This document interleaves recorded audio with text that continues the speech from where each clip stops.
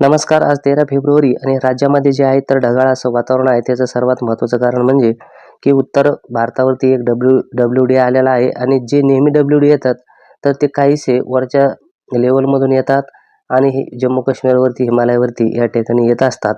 परंतु हा जो WD आहे तर तो काहीसा खालून आल्यामुळं राजस्थान, गुजरात, मध्य प्रदेश, महाराष्ट्र या ठिकाणी आपल्याला चांगल्यापैकी ढगाळ असं वातावरण दिसत आहे.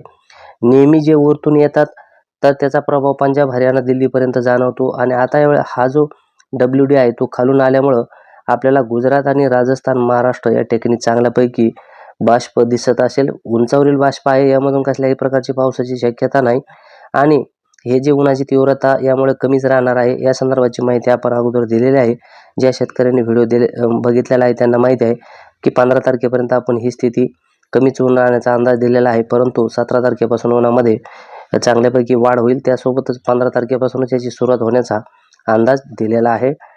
तर आता सध्याची परिस्थिती जर आपण बघितली तर जवळपास नाशिक, जळगाव, धुळे, नंदुरबार या ठिकाणी चांगल्यापैकी उंचावरील बाष्प आहे आणि या ठिकाणी जवळपास सावली असल्यासारखी स्थिती आहे. त्याच्या खालोखाल जर आपण बघितलं तर दक्षिणेकडे पुणे, अहमदनगर, छत्रपती संभाजीनगर, बुलढाणा, अकोला, वाशिम आणि विदर्भातील बहुतांश विभाग या ठिकाणी काहीसा ऊन सावलीचा खेळ असल्यासारखी स्थिती म्हणजे ऊन गाळून आल्यासारखी परिस्थिती या संपूर्ण ठिकाणी आहे. तर काही ठिकाणी सूर्यप्रकाश जो आहे तर फ्रेश देखील आहे, चांगल्यापैकी आहे. तर काही ठिकाणी पुन्हा एकाच जिल्ह्यामध्ये वेगवेगळी स्थिती आहे. तर त्याचं कारण म्हणजे WD आणि हा देखील काहीसा उद्यापासून पूर्वेकडे सरकेल आणि काहीसे थोड्याफार प्रमाणामध्ये वातावरणामध्ये या ठिकाणी बदल होईल. थंडी संदर्भात जर परिस्थिती बघितली आपण काहीशी थंडी जी जाणवत आहे तर ती सातारा, अहमदनगर, छत्रपती संभाजीनगर, जळगाव, धुळे, नंदुरबार, नाशिक या संपूर्ण ठिकाणी जे तापमान आहे तर जवळपास 12 ते 14च्या दरम्यान या ठिकाणी जाणवत आहे. आणि बाकी दक्षिणेकडील विभागामध्ये जे तापमान आहे तर खास करून सोलापूरमध्ये उच्चांकी तापमान आहे जवळपास 21.4 अंश सेल्सिअस. दक्षिणेकडे अशी स्थिती आहे 19, 20, 18. विदर्भामध्ये देखील 19 अंश सेल्सिअसच्या आसपास तापमान आहे आणि बीड, परभणीमध्ये देखील जालना या ठिकाणी जवळपास 16 ते 17च्या दरम्यान तापमान आहे. 16 ते 18 आणि ही स्थिती उद्यासाठी देखील राहण्याचा अंदाज आहे. जवळपास सातारा, अहमदनगर त्यासोबत छत्रपती संभाजीनगर, जळगाव, धुळे, नंदुरबार या ठिकाणी 12 ते 14च्या दरम्यान तापमान राहील.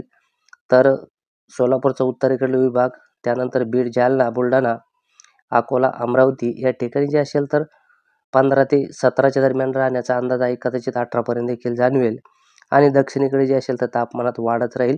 जवळपास 18 ते 21च्या दरम्यान तापमान या ठिकाणी राहण्याचा अंदाज आहे. विदर्भामध्ये देखील 18 ते 20च्या दरम्यान स्थिती राहील आणि 2-3 दिवसानंतर उन्हाचा चटका वाढणार असल्यामुळे शेतकरी बांधवांनी आपल्या पिकाचं जे नियोजन असेल तर ते चांगल्यापैकी करावं. कारण की याच्यामुळं आपल्या पिकावरती उन्हामुळे परिणाम होत असतो. त्यासाठी आपलं पाणी व्यवस्थापन हे अचूक असावं. त्यासोबत मान्सून दिलेला आहे. जे शेतकरी नवीन असतील त्यांनी चॅनल सबस्क्राईब करा. सध्यासाठी इथंच थांबतो. जय महाराष्ट्र.